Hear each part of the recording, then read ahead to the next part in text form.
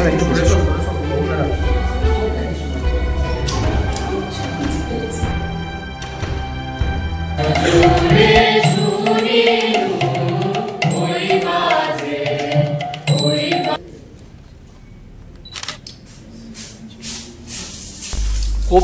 গান, নাটক, গল্প, প্রবন্ধ, উপন্যাসের পাশাপাশি ছবি আঁকারও শখ ছিল রবীন্দ্রনাথ ঠাকুরের।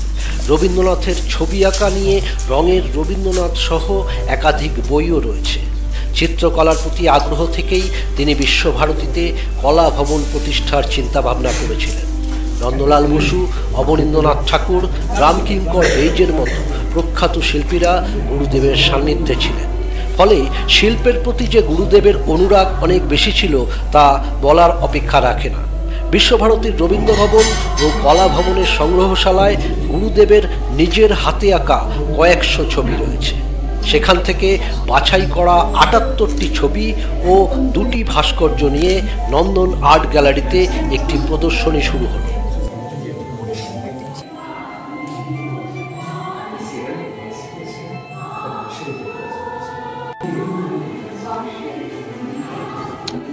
ছাত্রছাত্রীরা কীভাবে দেখছে তারা বলতে পারবে। আমাদের একটা উদ্দেশ্য আছে যে ছাত্রছাত্রীরা দেখুক। মোট ছবির সংখ্যা মানে 2 ডাইমেনশনাল দ্বিমাত্রিক ছবির সংখ্যা ৭৮, সঙ্গে 2টো 3 ডাইমেনশনাল ত্রিমাত্রিক বস্তু আছে, একটা সেরামিক ভাস আর একটা বাঁশের ওপর আঁকা ছবি। সবকটাই রবীন্দ্রনাথের করা এবং সবকটাই কলা ভবনের নন্দন মিউজিয়াম সংগ্রহ থেকে। এখানে বাইরের থেকে কোথাও কিচ্ছু আসেনি, এমনকি রাস্তার উপরে রবীন্দ্র ভবন থেকেও কোনো কিছু এখানে আসেনি। কেবলমাত্র আমাদের সংগ্রহে যেটুকু আছে তাই দিয়ে একটু প্রদর্শনী করা হয়েছে। কলা ভবন ইতিপূর্বে বহুবার নানা রকম প্রদর্শনী করে এসেছে, করতো। অবনীন্দ্রনাথ ঠাকুরের জন্মদিনে, গগনাথ ঠাকুরের জন্মদিনে, নন্দলাল বসুর জন্মদিনে আমরা প্রদর্শনী ইতিপূর্বে করেছি। মাঝে বিশেষত করোনার কারণে এটাতে একটি ভাটা পড়ে। আমরা চেয়েছিলাম যে সেটা পুনরায় সেই প্রথাটা চালু হোক, যাতে সংগ্রহালয়ে থাকা ছবিগুলো ছাত্রছাত্রী এবং আপামর জনসাধারণ তারা দেখার সুযোগটা যাতে পায়। একসাথে ৮০টি বস্তু রবীন্দ্রনাথ ঠাকুরের আঁকা, এইটা দেখতে পাওয়াটা আমাদের মনে হয়েছে এটা একটা দুর্লভ সৌভাগ্য ছাত্রছাত্রীদের কাছে তো বটেই, যারাই আসবেন তাদের কাছে। এবং এখানে ওই একদম শুরুতে রবীন্দ্রনাথের করা কাটাকুটির থেকে ছবি, যাকে আমরা ইংরেজিতে ডুডলস বলি, আঁকিবুকে থেকে শুরু করে একদম পূর্ণাঙ্গ ছবি, সেখানে ল্যান্ডস্কেপ রয়েছে, পোর্ট্রেট রয়েছে, এই গোটা প্রায় এক অর্থে পূর্বাপর একটা এক্সিবিশন। সর্বসাধারণের জন্য আমরা কাউকে আটকাচ্ছি না, শুধু আমরা একটা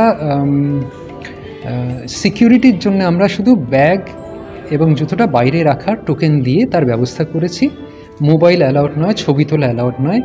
একটি 3-fold ক্যাটালগের মতো হয়েছে, সেটার একটা কিউআর কোড আছে, সেটা স্ক্যান করলেই ডাউনলোড করা যায়। হার্ড কপি যদি শেষ হয়েও যায় সেই কিউআর কোডটা ডিসপ্লে করাও রয়েছে সবার জন্য। যারাই আসবেন শান্তিনিকেতনে কেউ মানে সবার জন্য অপারিত, কাউকে আমরা আটকাচ্ছি না, দেখতে আসতেই পারেন। শুধু সিকিউরিটির জন্য ভিতরে ছবি তোলা, মোবাইল নিয়ে ঢোকা, এইটা আমরা একটুখানি আটকেছি। কদিন ধরে চলবে? শুরু হলো আজকে, চলবে ডিসেম্বরের 19 তারিখ অবধি। এই যে মেলার আগে শান্তিনিকেতন পৌষ মেলা, তার আগেই এই ধরনের প্রদর্শনী মানে মানুষকে কতটা আরও বেশি ইয়ে করবে বলে মনে হয়? আসলে পৌষ মেলাও নয়, আপনারা হয়তো জানেন ডিসেম্বরের 1 তারিখ 2 তারিখ কলাভবনেরই নন্দন মেলা হয়, বাৎসরিক আর্ট ফেয়ার।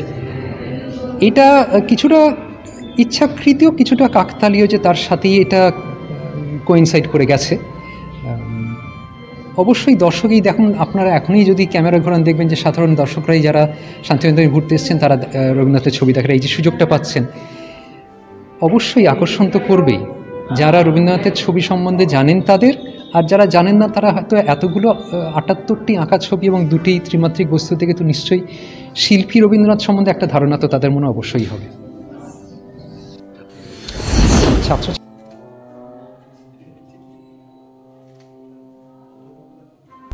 এই প্রথম বেঙ্গল বিনালে হচ্ছে পশ্চিমবঙ্গে।